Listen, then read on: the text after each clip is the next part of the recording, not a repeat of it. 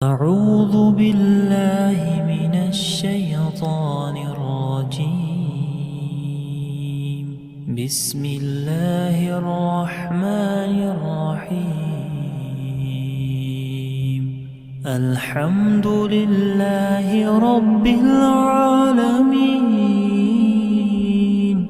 الرحمن الرحيم السلام علیکم ورحمۃ اللہ وبرکاتہ۔ الحمد للہ رب العالمین والصلاة والسلام علی سید الانبیاء والمرسلین وعلی آلہ وصحبہ اجمعین ومن تبعہم بإحسان الی یوم الدین، اما بعد۔ معزز ناظرین، اللہ تعالیٰ کے فضل و کرم سے قرآن کریم کے تفسیر کا جو سلسلہ ہم نے شروع کیا ہے، اس کے 4 پارے اب تک مکمل ہو چکے ہیں، اور آج سے ہم انشاءاللہ 5ویں پارے کا آغاز کرنے جا رہے ہیں۔ 5ویں پارے کا آغاز ہوتا ہے سورۃ النساء کی آیت نمبر 24 سے، آیت نمبر 24 سے۔ آئیے شروع کرتے ہیں۔ اعوذ باللہ من الشیطان الرجیم والمحصنات من النساء الا ما ملکت ایمانکم۔ چوتھے پارے کی آخری آیت میں اللہ تعالیٰ نے محرمات کا ذکر کیا، ان عورتوں کا ذکر کیا ہے جن سے نکاح کرنا حرام ہے، تو وہی سلسلہ کلام یہاں چل رہا ہے۔ والمحصنات من النساء، اور وہ عورتیں بھی تمہارے لیے حرام ہیں جو شوہر والی ہوں، جو آلریڈی کسی کے نکاح میں ہوں، تو جب تک ان کا شوہر ان کو طلاق نہ دے دے یا شوہر فوت نہ ہو جائے، انتقال نہ ہو جائے، یعنی جب تک وہ کسی کے عقد میں ہیں، نکاح میں ہیں، تو ان سے شادی نہیں کر سکتے۔ الا ما ملکت ایمانکم، سوائے ان عورتوں کے جو تمہاری ملکیت میں آ جائیں، یعنی جنگ ہو رہی ہو اور جنگ میں مشرکین کی جو عورتیں قیدی بن کر کے آئیں اور پھر جو ہے وہ بطور لونڈی مسلمان فوجیوں میں تقسیم کی جائیں، تو وہ حلال ہیں، یعنی ایک حیض آنے کے بعد، استبراء رحم ہونے کے بعد ان کو جو ہے اپنے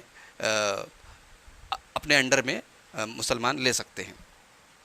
یہاں پہ ایک بات کی وضاحت کر دی جائے کہ اسلام نے، اللہ کے نبی صلی اللہ علیہ وسلم کے دور میں غلامی کا رواج تھا، مرد بھی غلام ہوتے تھے، عورتیں بھی لونڈی ہوتی تھی۔ اسلام نے اس رواج کو ختم نہیں کیا، لیکن اس رواج کو توڑنے کی اور کمزور کرنے کی اسلام نے حوصلہ افزائی کی۔ غلاموں کو آزاد کرنے کو اسلام نے ایک فضیلت والا عمل قرار دیا، اور مختلف کفاروں میں اور مختلف چیزوں میں بھی اسلام نے غلاموں کو آزاد کرنے کی ترغیب دلائی۔ تو اسلام نے غلامی کو ختم تو نہیں کیا، لیکن غلامی کے کانسیپٹ کو ختم کرنے کی کوشش کی۔ اسلام نے ایسی تعلیمات دیں، ایسی مثالیں پیش کی جن سے غلامی دھیرے دھیرے ختم ہو جائے، اور آج غلامی کا یہ تصور ہمارے معاشرے سے ختم ہو گیا ہے، لہٰذا اس کو لے کر کے بہت اپنے ذہن میں الجھن نہیں پالنی چاہیے۔ تو اللہ نے فرمایا کہ والمحصنات من النساء الا ما ملکت ایمانکم، شوہر والی عورتیں تمہارے لیے حرام ہیں سوائے ان عورتوں کے جو بطور لونڈی تمہاری ملکیت میں آئیں۔ کتاب اللہ علیکم، یہ جو اللہ تعالیٰ نے عورتوں کو حرام کیا ہے تمہارے اوپر، جن سے نکاح کرنا حرام ہے، یہ اللہ تعالیٰ کی طرف سے فرض کیا گیا تمہارے اوپر، یہ حکم ہے اللہ تعالیٰ کا۔ وَأُحِلَّ لَكُم مَّا وَرَاءَ ذَلِكُمْ أَن تَبْتَغُوا بِأَمْوَالِكُمْ مُحْسِنِينَ غَيْرَ مُسَافِحِينَ، اور تمہارے لیے ان عورتوں کے علاوہ باقی تمام عورتیں حلال کر دی گئی ہیں، شرط یہ ہے کہ ان تبتغوا باموالکم، کہ تم اپنے مال کے ذریعے ان سے نکاح کرنا چاہو، محسنین، پاک دامنی اختیار کرنے کے لیے، اپنے دامن کو بدکاری اور زنا سے بچانے کے لیے، غیر مسافحین، نہ کہ صرف اپنی شہوت پوری کرنے کے لیے، یعنی نکاح کے ذریعے مقصد تمہارا گھر بسانا ہو، نہ کہ صرف شہوت پوری کرنا ہو۔ یہاں ایک بات یاد رکھیے کہ اللہ تعالیٰ نے یہ جو 5ویں پارے کی پہلی آیت ہے والمحصنات، جو اللہ نے کہا، تو محصنات یہ احسان سے بنا ہے، اور قرآن مجید میں احسان کا لفظ 4 معنی کے لیے استعمال ہوا ہے۔ ایک جو ہے شادی کے معنی میں استعمال ہوا ہے، اور ایک یہ آزادی کے معنی میں، یعنی آزاد عورتوں کے لیے بھی محصنات کا لفظ استعمال ہوا ہے، اور اسی طریقے سے پاک دامنی کے لیے بھی احسان کا لفظ استعمال ہوا ہے، اور اسی طریقے سے اسلام کے لیے، مسلمان عورتوں کے لیے بھی محصنات کا لفظ استعمال کیا گیا۔ یہاں پہلا معنی مراد ہے، یعنی والمحصنات من النساء سے مراد شادی شدہ عورتیں ہیں، اور آگے اللہ نے جو یہ فرمایا کہ ان کے علاوہ تمام عورتوں سے نکاح تمہارے لیے حلال ہے، شرط یہ ہے کہ ان تبتغوا باموالکم محسنین غیر مسافحین۔ 4 شرطیں اللہ تعالیٰ نے یہاں بیان کی ہیں۔ پہلی شرط یہ ہے کہ ان تبتغوا، کہ تم طلب کرو، اپنے مال کے ذریعے تم ان عورتوں کو طلب کرو، یعنی دونوں طرف سے ایجاب و قبول ہو، ہے نا۔ اور دوسری چیز یہ ہے کہ بِأَمْوَالِكُمْ، اپنے مال کے ذریعے تم ان کو طلب کرو، یعنی مہر ادا کرو جو ان کا حق ہے، ٹھیک ہے۔ اور تیسری چیز ہے کہ شادی کے ذریعے دائمی قبضے میں لینا مقصد ہو، یعنی جب تک ہماری سانس ہے، زندگی، ہم اپنا گھر اس عورت کے ساتھ بسا رہے ہیں، اس کو اپنا لائف پارٹنر بنا رہے ہیں، یہ مقصد ہو، نہ کہ صرف یہ ہے کہ اپنی ڈیزائرز اور اپنی خواہشات اور اپنی جو ہے شہوت پوری کرنا مقصد ہو۔ اور چوتھی شرط آگے اللہ نے بیان کی کہ چھپی ہوئی دوستی نہ ہو، خفیہ آشنائی نہ ہو، بلکہ گواہوں کی موجودگی میں نکاح ہو۔ یہ چاروں شرطیں یہاں پر موجود ہیں، اور جس نکاح میں یہ چار شرطیں نہ پائی جائیں، یعنی پہلی شرط ایجاب و قبول، دوسری شرط مہر کا ادا کرنا، اور تیسری شرط شادی کے ذریعے دائمی قبضے میں لینا مقصد ہو، اور چوتھے گواہوں کی موجودگی میں عقد ہو رہا ہو، نہ کہ خفیہ طریقے سے آپس میں میل جول ہو رہا ہو۔ تو یہ چاروں شرطیں جس نکاح میں نہ ہو وہ نکاح باطل ہے، جیسے حلالہ کا نکاح ہے، جیسے متاع ہے، تو یہ سارے نکاح باطل ہیں۔ اس کے بعد فرمایا کہ فَمَسْتَمْتَعْتُمْ بِهِ مِنْهُنَّ فَآتُوهُنَّ أُجُورَهُنَّ فَرِيضَةً، تو جن عورتوں سے تم فائدہ اٹھاؤ، فَآتُوهُنَّ أُجُورَهُنَّ، تو ان کا مہر ان کو دے دو، فریضۃً، جو مقرر کیا گیا ہو، جو مہر تم نے مقرر کیا ہے وہ مہر ان کو دے دو۔ یہاں فَمَسْتَمْتَعْتُمْ، جن عورتوں سے تم فائدہ اٹھاؤ، استمتاع کے لفظ سے یہاں شیعہ حضرات نے متعہ کو ثابت کرنے کی کوشش کی ہے، حالانکہ یہاں استمتاع سے فائدہ اٹھانے سے مراد نکاح کے بعد شوہر بیوی سے جو لذت اٹھاتا ہے وہ مراد ہے۔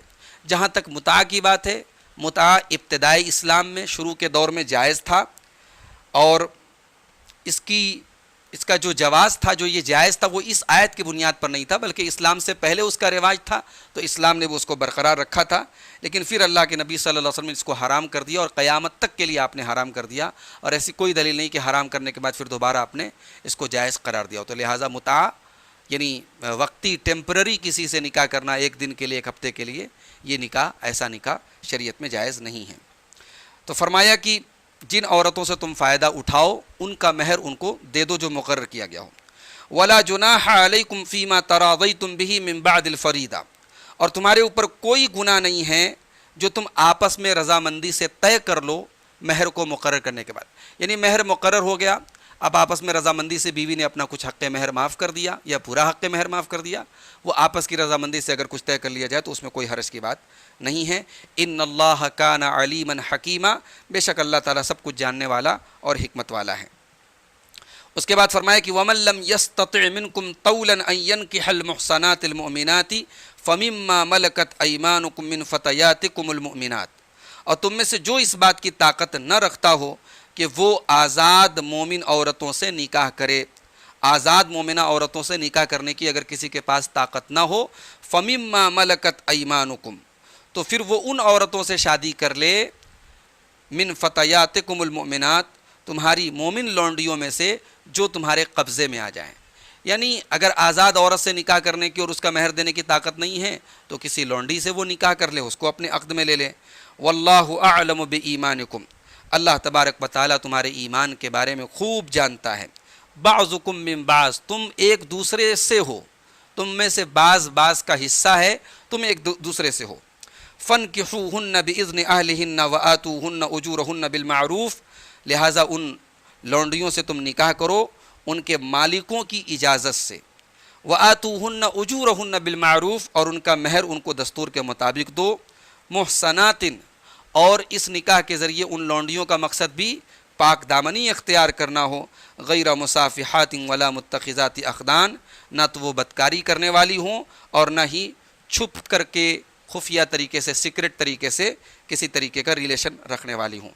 فَإِذَا أُحْصِنَّ، پھر جب یہ عورتیں نکاح میں آ جائیں، یعنی یہ لونڈیاں جو ہیں یہ تمہارے نکاح میں آ جائیں، فَإِنْ أَتَيْنَ بِفَاحِشَةٍ، پھر اگر یہ کوئی فحش کام کریں، کوئی بدکاری کا کام کریں، زنا کریں، فَعَلَيْهِنَّ نِصْفُ مَا عَلَى الْمُحْصَنَاتِ مِنَ الْعَذَابِ، تو ان کے اوپر، آزاد عورتوں کے اوپر جو سزا ہے زنا کی، اس کی آدھی سزا ہے، یعنی کہ اگر لونڈیاں اگر زنا کریں تو ان کو 100 کوڑے کے بجائے 50 کوڑے مارے جائیں گے، اور آیت سے یہ بھی معلوم ہوا کہ ان کے حق میں رجم کی سزا نہیں ہے، جو آزاد شادی شدہ عورت اگر زنا کرے تو اس کو پتھروں سے مار مار کے ختم کرنے کی جو سزا ہے وہ لونڈیوں کے لیے نہیں ہے۔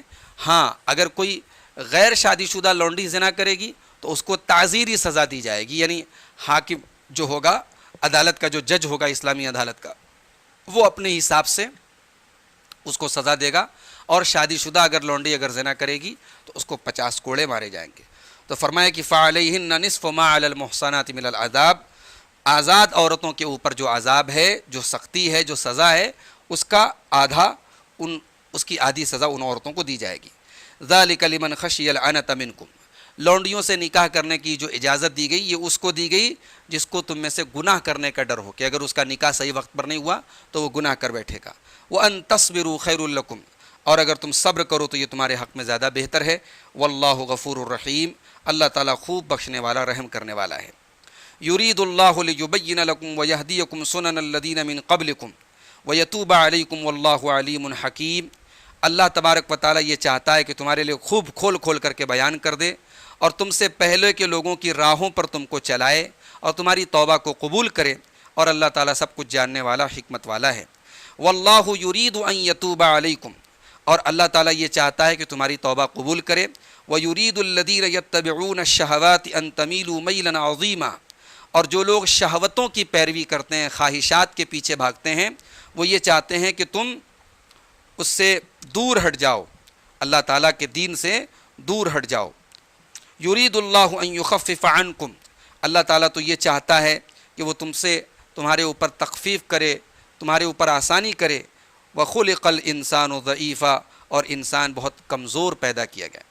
یہاں انسان کو جو کمزور قرار دیا گیا تو ظاہر ہے کہ انسان اپنے شہوت کے معاملے میں کمزور ہے، اور اس کمزوری کی وجہ سے اس بات کا اندیشہ ہوتا ہے کہ وہ گناہ میں مبتلا نہ ہو جائے، اسی لیے اللہ تعالیٰ نے اسے آسانیاں دی ہیں، اور انہی آسانیوں میں سے ایک لونڈی سے نکاح کرنے کی بھی اجازت ہے۔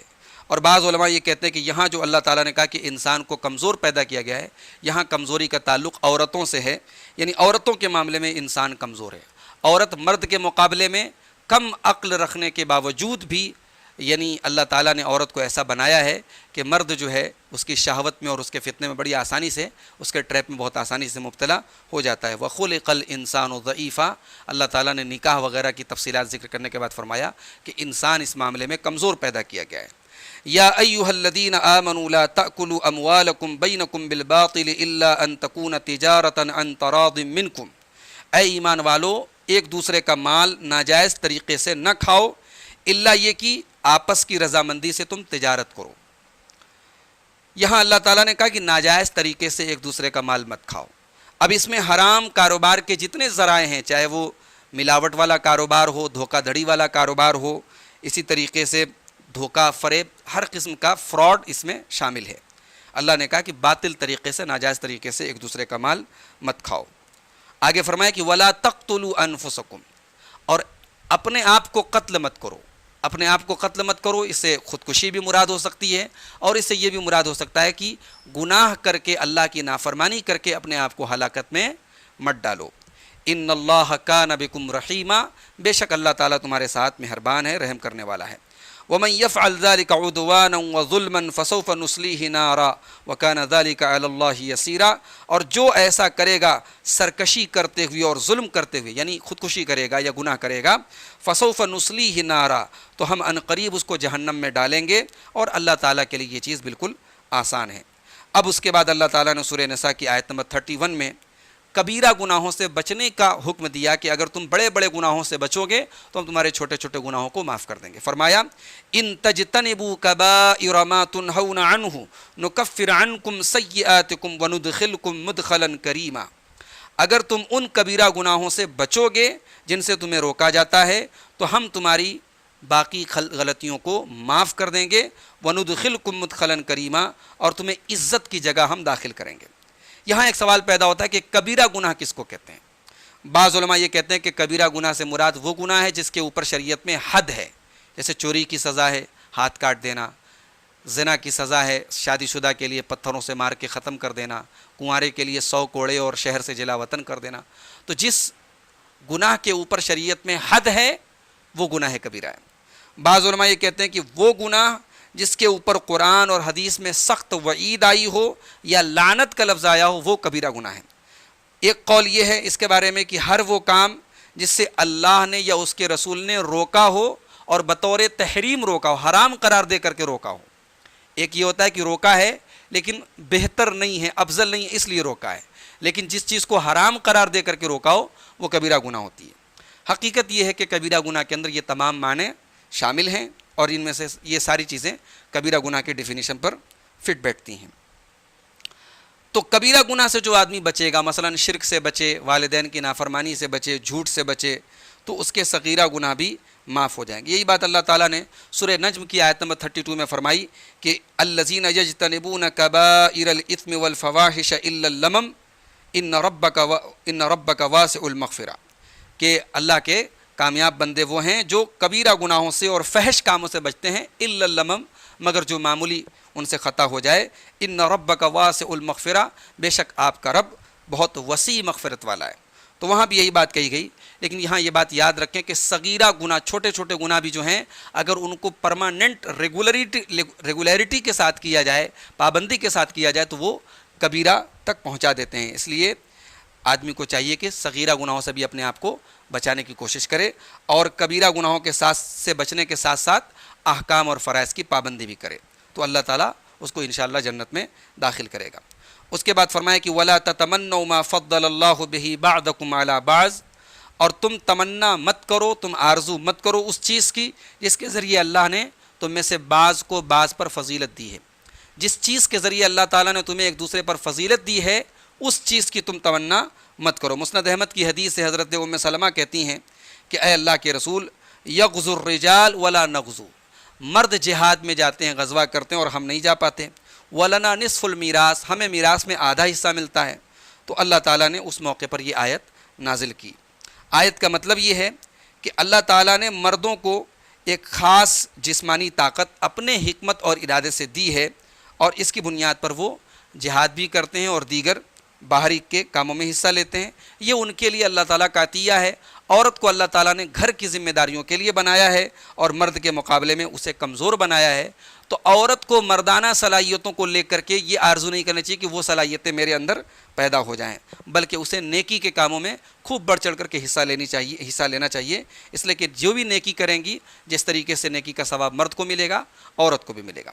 تو فرمایا گیا کہ وَلَا تَتَمَنَّوْا مَا فَضَّلَ اللَّهُ بِهِ بَعْضَكُمْ عَلَى بَعْضٍ، تمنا مت کرو اس چیز کی جس کے ذریعے اللہ نے بعض کو بعض پر فضیلت دی۔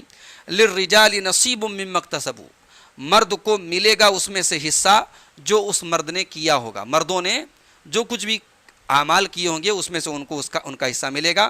وَلِلنِّسَاءِ نَصِيبٌ مِّمَّا اكْتَسَبْنَا، اور عورتیں جو کچھ کمائیں گی اس کا حصہ ان کو ملے گا۔ وَاسْأَلُوا اللَّهَ مِن فَضْلِهِ، اور اللہ تبارک و تعالیٰ سے اس کا فضل مانگتے رہو۔ ان اللہ کان بکل شیء علیما، بے شک اللہ تعالیٰ ہر چیز کا جاننے والا ہے۔ وَلِكُلٍّ جَعَلْنَا مَوَالِيَ مِمَّا تَرَكَ الْوَالِدَانِ وَالْأَقْرَبُونَ، اور ہر ایک کے لیے ہم نے وارث بنائے ہیں اس میں سے جو والدین اور رشتہ دار چھوڑ کر کے گئے ہوں۔ وَالَّذِينَ عَقَدَتْ أَيْمَانُكُمْ، اور جن لوگوں سے تم نے اپنے ہاتھوں سے ایگریمنٹ کیا ہو، معاہدہ کیا ہو، فَآتُوهُمْ نَصِيبَهُمْ، تو ان کو ان کا حق دو۔ ان اللہ کان علی کل شیء شہیدا، بے شک اللہ تعالیٰ ہر چیز کے اوپر گواہ ہے، ہر چیز پر حاضر ہے۔ یہاں اللہ تعالیٰ نے جو یہ کہا کہ ہر ایک کے لیے ہم نے وارث بنائے ہیں، اس آیت کی تفسیر میں صحیح بخاری کے اندر ایک حدیث ہے، حدیث کا نمبر ہے کتاب التفسیر میں امام بخاری لائے اس کو 4580 نمبر کی حدیث ہے۔ حضرت عبداللہ ابن عباس رضی اللہ تعالیٰ عنہ کہتے ہیں کہ مہاجرین جب مدینہ پہنچے تو اللہ کے نبی صلی اللہ علیہ وسلم کے حکم سے مہاجر جو ہوتا تھا وہ انصاری کا وارث ہوتا تھا، اس کے اپنے رشتہ دار اس کے وارث نہیں ہوتے تھے، بلکہ اس کا مہاجر بھائی اس کا وارث ہوتا تھا، اس لیے کہ اللہ کے نبی صلی اللہ علیہ وسلم نے مہاجر اور انصار کے درمیان بھائی چارہ کرایا تھا۔ تو اس موقع پر یہ آیت نازل ہوئی اور اللہ تعالیٰ نے اس چیز کو منسوخ کر دیا کہ ہم نے ہر ایک کے وارث بنا دیے ہیں، لہٰذا وارثوں کو ان کا حق دو، اور جن سے تم نے ایگریمنٹ کیا ہے تو اس ایگریمنٹ کے بعد تم ان کا حصہ دو۔ اس حصے سے مراد حضرت عبداللہ ابن عباس کہتے ہیں من النصر والرفادۃ والنصیحہ، ان کی مدد کرو، ان کی مہمان نوازی کرو، ان کی خیر خواہی چاہو، لیکن جہاں تک میراث کا مسئلہ تھا وقد ذہب المیراث، میراث کا حکم ختم ہو گیا، کیونکہ اب میراث کے جو وارث ہیں اللہ نے اس کا حکم ان کو دے دیا۔ تو ایک تفسیر تو اس آیت کی یہ کی گئی ہے کہ اللہ تعالیٰ نے ہر ایک کے وارث بنا دیے ہیں کہ اس کی جائیداد میں، اس کے ترکے میں کون اس کا وارث ہوگا۔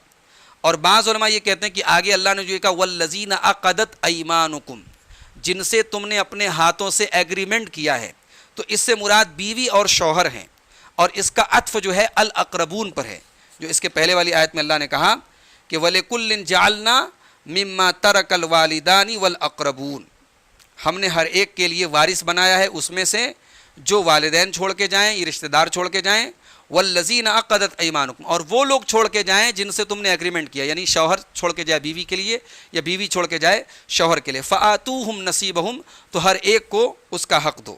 یہ اس آیت کی دوسری تفسیر کی گئی ہے۔ بہرحال دونوں تفسیر کی روشنی میں خلاصہ یہ ہوا کہ اللہ تعالیٰ نے اس کے پہلے جو میراث کے تفصیل سے احکام بیان کیے اس کو ان شارٹ یہاں پہ بیان کیا گیا کہ جو بھی وارث ہیں ان کا حق ان کو دے دو۔ ان اللہ کان علی کل شیء شہیدا، اللہ تعالیٰ ہر چیز کے اوپر نگہبان ہے، ہر چیز پر گواہ ہے، ہر چیز پر حاضر ہے۔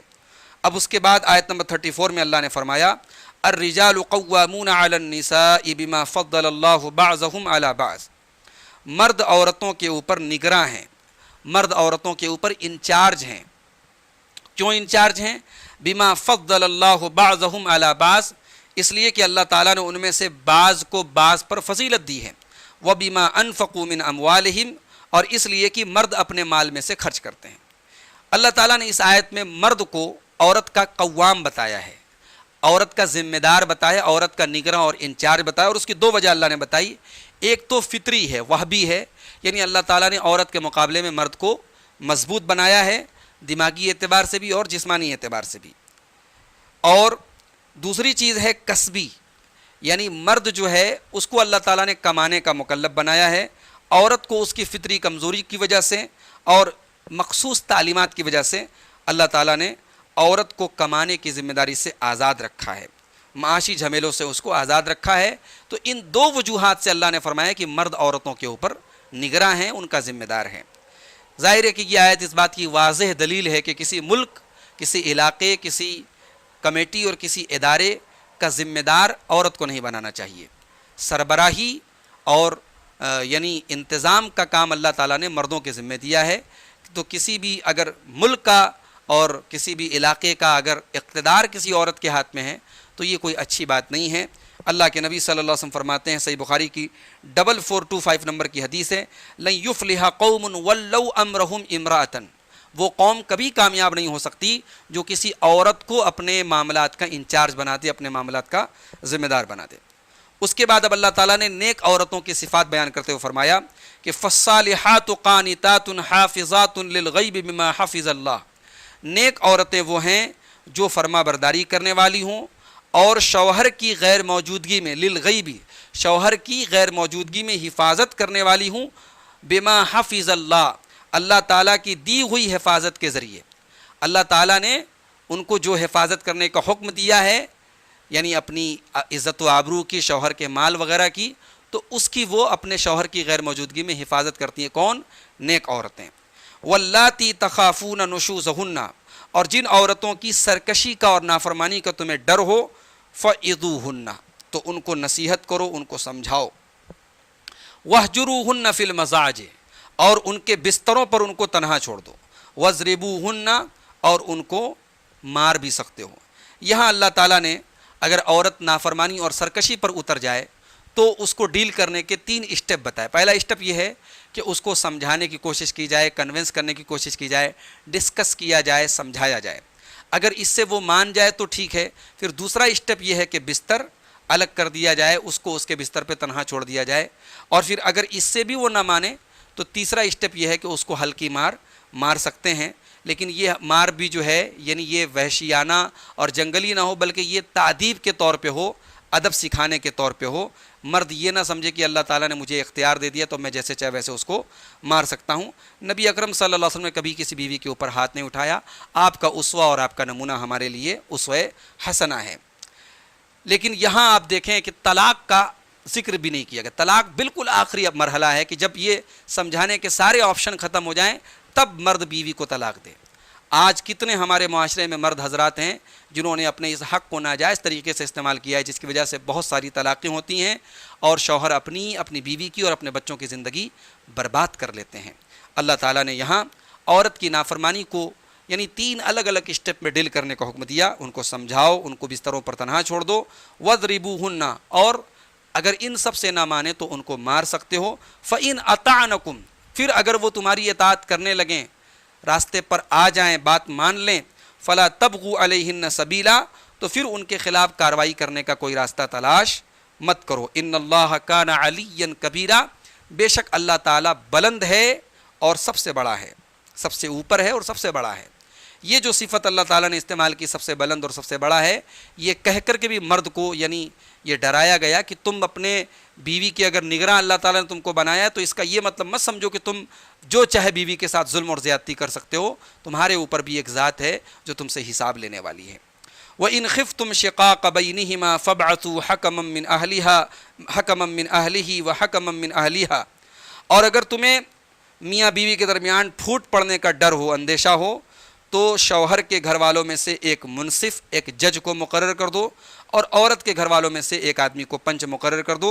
ان یریدا اصلاحا یوفق اللہ بینہما، اگر یہ دونوں اصلاح کرنا چاہیں گے، میاں بیوی اگر صلح کرنا چاہیں گے، اللہ تعالیٰ ان کے درمیان اتفاق پیدا کر دے گا۔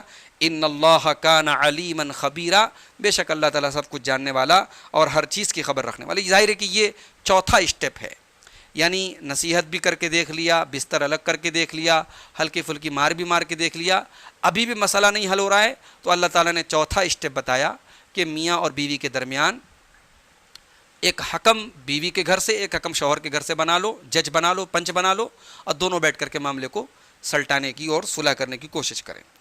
تو معزز ناظرین، یہ سورۃ النساء کی آیت نمبر 35 تک آج میں نے آپ کے سامنے پڑھا ہے۔